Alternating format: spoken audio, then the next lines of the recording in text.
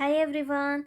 In this quick tutorial, I will show you how to invest in SPDR S&P 500 ETF on eToro step by step. First, open the eToro app and log into your account. Then you'll get here.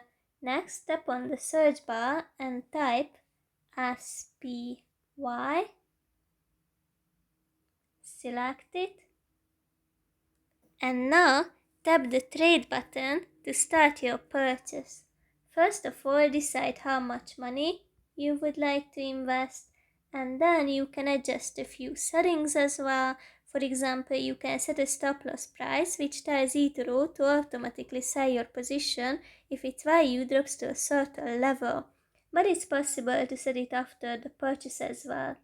Now under the order type, you can pick market order to buy immediately at the current price or limit if you would like to set a specific price. Finally, click on buy and that's basically it. Go to your portfolio to check your investment by tapping on the pie chart.